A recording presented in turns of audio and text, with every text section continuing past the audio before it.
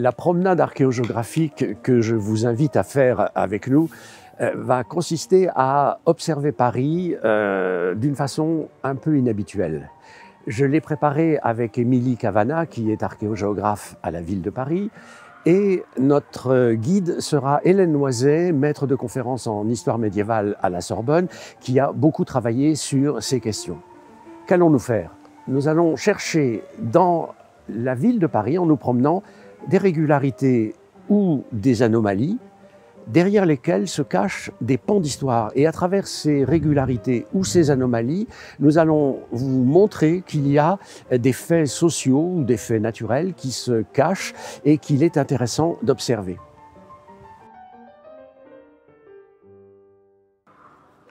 Nous sommes ici dans les arènes de Lutèce, c'est-à-dire dans l'amphithéâtre, ou plus exactement le théâtre-amphithéâtre de la ville romaine de Lutèce. L'objet de l'amphithéâtre se suffit à lui-même. Il est tellement puissant, tellement massif qu'il forme patrimoine. Mais il a un rapport compliqué avec la ville. Des façades le recoupent en oblique, il influence peu la forme de la ville et il faut simplement aller dans les rues adjacentes, la rue de Navarre ou la rue des Arènes, pour voir que le tissu urbain a été influencé par la forme arrondie du monument. Ailleurs, nous allons voir tout autre chose, c'est-à-dire que nous allons voir des cas où la forme des choses transmet des événements plus anciens. Alors Hélène, nous sommes ici boulevard Saint-Germain, devant une façade ou un ensemble de façades qui présentent vraiment beaucoup d'anomalies.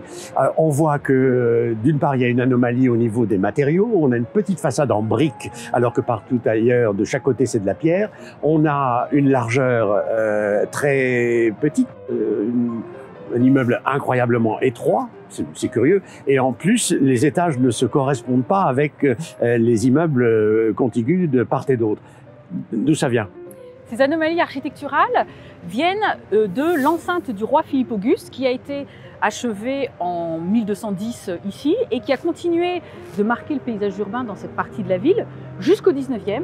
Et quand au 19e, le boulevard, à la fin du 19e, le boulevard Saint-Germain est percé à travers le tissu médiéval, il coupe en fait l'enceinte de manière en oblique.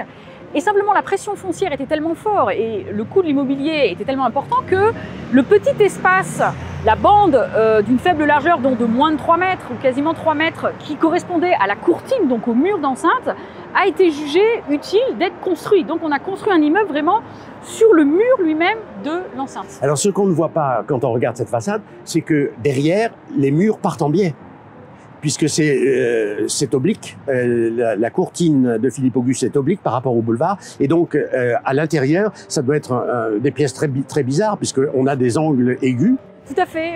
L'enceinte était globalement orientée sud-ouest-nord-est et coupe donc de façon oblique le boulevard.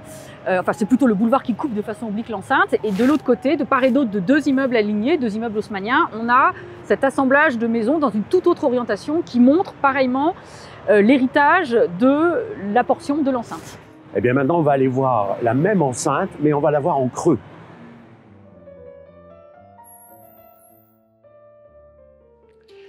Hélène, ici rue Thouin, on va voir un phénomène différent de celui qu'on vient de voir au boulevard Saint-Germain ou bien rue Clovis, puisque ce qu'on va voir, c'est toujours la muraille de Philippe Auguste, mais on va la voir sans la voir.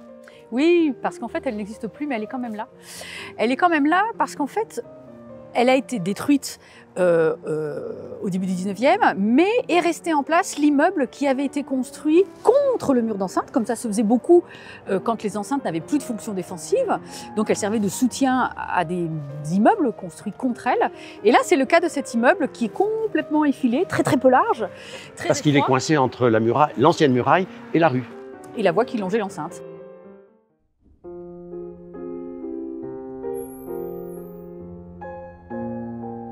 Hélène, ici on est dans un quartier qui présente des anomalies assez curieuses. Par exemple, entre la rue du Château d'Eau et la rue des Petites Écuries, il y a une baïonnette. Les deux rues ne sont pas dans l'alignement. Ensuite, dans la rue du Château d'Eau, au niveau de la mairie du 10e arrondissement, il y a une courbure. Et puis, derrière nous, dans la rue des Petites Écuries, il y a une courbure également. Qu'est-ce que ça veut dire alors qu'on a l'impression d'être dans un quartier plutôt ordonné, de part et d'autre des grands boulevards? C'est la trace héritée de l'ancien cours de la Seine qui passait par ici et qui a été réaménagé à l'époque médiévale par les chanoines de Sainte-Opportune. Donc il y avait leur seigneurie ici, leur censive ici. C'est quoi une censive? C'est une seigneurie, c'est-à-dire c'est une terre qui est détenue par un seigneur qui installe dessus ses dépendants. Et qu'est-ce qu'on y faisait? Du maraîchage, c'est-à-dire que c'était donc l'ancien cours de la Seine il y a très longtemps, bien avant que la ville soit construite. La Seine passait par là et non pas dans son tracé actuel. Mais une fois que la Seine a pris son tracé actuel, ici c'est resté une zone humide, donc une grande dépression, ce qu'on appelle un paléoméandre, donc l'ancien méandre, et qui est resté une zone humide où on faisait du pacage pour les animaux. Mais au XIIIe siècle, les chanoines de Sainte-Opportune, qui étaient les seigneurs, ont décidé d'aménager cette zone humide et d'en faire du maraîchage. Donc ils ont creusé des fossés pour exonder les terres et transformer ce marécage en maraîchage. Et d'ailleurs, c'est l'évolution du sens du mot marais au XIIIe siècle. Sainte-Opportune, c'était quoi? C'était une abbaye? C'était une collégiale. Une collégiale. Comment on sait que la collégiale Sainte-Opportune possédait des terres ici? Avec quels documents on peut savoir ça? Alors, on a essentiellement des documents planimétriques, ce qu'on appelle des plans terriers du XVIIIe siècle, quand les seigneurs cartographient leur censive, justement, leur seigneurie. Mais alors, ça veut dire qu'on peut utiliser un document du XVIIIe siècle pour étudier un phénomène du Moyen-Âge? Tout à fait. Voilà, et donc c'est pour ça que cette courbure qu'on voit très très bien sur le plan nous donne le tracé d'abord d'une rivière, ensuite d'une zone de maraîchage qui était la censive, autrement dit la propriété de cette collégiale Sainte-Opportune, puis c'est devenu un quartier urbain. Oui, aujourd'hui, avec voilà. le réseau d'égouts et ensuite le réseau des rues qui reproduit en fait la forme, la courbure. Dernière question ici, est-ce que la crue du début du siècle dernier est venue jusqu'ici? Oui, la fameuse crue de 1910, effectivement, de façon très logique, la Seine, avec l'élévation du niveau des débits liquides, a repris son ancien cours, pas sur tout son trajet, mais sur la partie ouest, l'ancien méandre, effectivement. Les zones inondées correspondent au tracé de l'ancien cours. Hélène, ici on est dans un lotissement médiéval et moi ce qui me frappe c'est la régularité du plan. On a la rue Beaubourg, on a des rues perpendiculaires. Qui est-ce qui est responsable de ça? L'abbaye clunisienne de Saint-Martin-des-Champs, qui est juste à côté. On est dans l'espace que l'abbaye a aménagé au milieu du XIIIe siècle pour installer des dépendants, dans un espace qui était encore rural vers 1250. Donc avec une relative liberté pour mettre en place le réseau des voies qui est très régulier, orthonormé et avec des façades encore alignées aujourd'hui. Mais alors ça veut dire que ici, comme c'était un espace rural, il y avait toute liberté pour créer. C'est pas la même chose que quand on reconstruit sur une ville ancienne, comme par exemple une ville romaine, et qu'on réurbanise au Moyen-Âge. Tout à fait.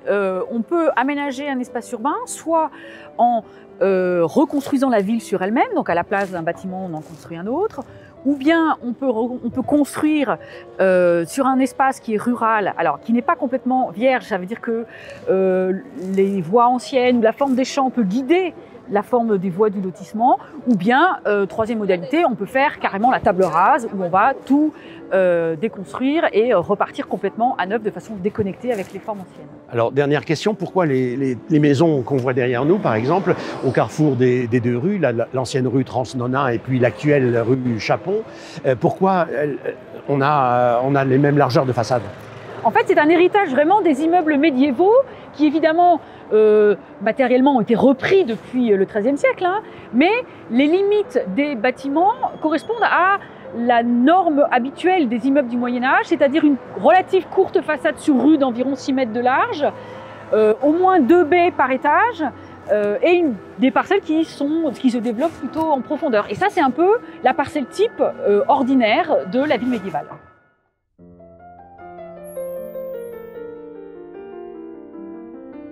Hélène, ici on est dans un autre cas de figure, on est près de la porte Saint-Denis. Et qu'est-ce que c'est que ces trois immeubles en forme de proue de navire qu'on voit à l'image et qui sont une anomalie? Et pourquoi derrière la rue d'Aboukir toute droite, avec ce bel alignement de façade? Et pourquoi ensuite une butte? Pourquoi il y a des escaliers pour franchir cet espace? Eh bien, tout ça, c'est lié à l'enceinte de Charles V, construite au début de la guerre de 100 ans, 1356-1383, et la butte correspond à une décharge située juste à l'extérieur de l'enceinte, aménagée après la guerre de 100 ans. Ah bon, alors donc la butte, c'est un tas d'ordures en fait. Tout à fait, c'est les déchets organiques de la population parisienne accumulés depuis le XVe siècle jusqu'au début du XIXe. Et le lotissement régulier entre la rue d'Aboukir et la rue de Cléry, ça date de quand? XVIe siècle, lorsque l'enceinte de Charles V est désactivée, n'a plus de fonction défensive, et à ce moment-là, on transforme le système des fossés, des dos d'âne en rues, et on construit des immeubles qui vont suivre la trace des fossés. Hélène, est-ce que le phénomène qu'on vient de voir en déambulant dans Paris, c'est-à-dire le fait que des anomalies puissent raconter, ou des régularités, puissent raconter l'histoire de la ville, est spécifique à la ville de Paris, ou bien est-ce que ça se produit dans n'importe quel autre cas de figure? Non, ce n'est pas du tout spécifique à Paris, on le retrouve pour tous les espaces urbains, pour toutes les villes. On a cette double aspect de à la fois transmission d'une forme et de sa transformation. C'est quelque chose de général. D'accord. On a vu également qu'il y a des quartiers, comme par exemple à Saint-Martin, autour de Saint-Martin-des-Champs, qui sont d'une très très grande régularité, qui sont des lotissements. Est-ce que c'est un phénomène exceptionnel dans la ville de Paris ou est-ce qu'il y en a d'autres ailleurs? Non, là encore, on le retrouve dans d'autres endroits. On aurait pu évoquer juste à côté de Saint-Martin-des-Champs la Villeneuve du Temple, oui. Sur la rive droite. On en a aussi aux Halles, au début du XIIIe siècle, aussi sur la rive gauche, du côté de Saint-Victor, pas très loin d'ici, et à l'intérieur de l'enceinte de Philippe-Auguste de 1210, qui a été le moyen de protéger l'espace enclos et qui donc ensuite a été valorisé par des nouvelles constructions et des nouveaux lotissements. Alors je voudrais savoir, puisqu'on a vu des régularités et des anomalies, je voudrais savoir quel sens, toi et ta collègue Anne-Sophie Clémençon, puisque tu as rédigé avec elle un très beau manuel qui s'appelle Fairville, quel sens vous donnez à planifier et ordinaire?